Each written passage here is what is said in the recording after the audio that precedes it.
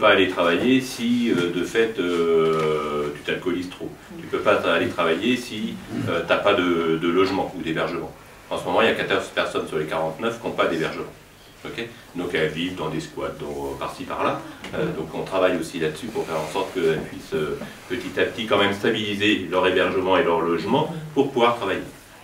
De fait, bien sûr qu'elles vont pouvoir travailler pour certaines pendant 15 jours, 3 semaines en vivant à la voiture ou en vivant sous une tente ou en vivant chez un copain, sauf qu'au bout de 15 jours le copain il dit bah oui mais il va peut-être falloir que tu payes aussi un peu. Enfin, donc c'est plein de situations et donc en fait la situation d'emploi n'est qu'un élément par rapport à une situation générale de vie de la personne. Alors je pense que moi je verrais bien que le conseil régional puisse aider à la stabilisation des associations, si il y croit. Parce que moi j'ai entendu tout à l'heure tout ce qui est fait par exemple ici, et je crois que c'est relativement important auprès des populations. Alors c'est indirect, c'est vrai, c'est pas une aide directe aux populations, mais si les pouvoirs publics régionaux sont capables de donner une stabilité aux associations, il y aura un travail suivi et les populations s'en sortiront mieux. Pareil pour la culture, alors on biaise, hein. C'est-à-dire qu'on emmène les enfants voir des spectacles et tout ça, et on dit aux parents, vous êtes accompagnateurs. Donc, comme vous êtes accompagnateur, ça enlève du personnel, c'est pas vrai. Mais comme ça, ils ne payent pas. Et comme ça, parce qu'on a remarqué avant 86 que quand on s'occupait des gamins sans les parents, c'était foutu. L'enfant n'osait pas dire à sa mère ce qu'il avait vu, parce qu'il y a trop une différence de culture, et donc on n'arrivait pas, ça n'avançait pas. Et maintenant que les parents viennent avec les enfants, ils peuvent parler de choses qu'ils ont vues en commun. Et donc ça permet un dialogue et ça permet des choses par rapport aux connaissances. Et ça permet aussi d'amener des enfants à aller vers d'autres structures de la municipalité. Mais ça, on a l'impression qu'il faudrait partir d'en haut, que nous on part du bas.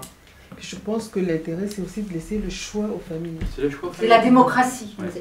C'est d'avoir plusieurs choix, plusieurs possibilités. Moi je dirais que c'est la dignité. Aussi.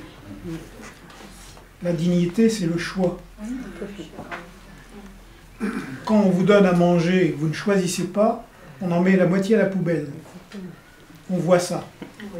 On le voit. Nous, au Jardin de Cocagne, on pense que tout le monde peut avoir du travail. Sachant que ça veut dire qu'il faut réinventer des types de boulot.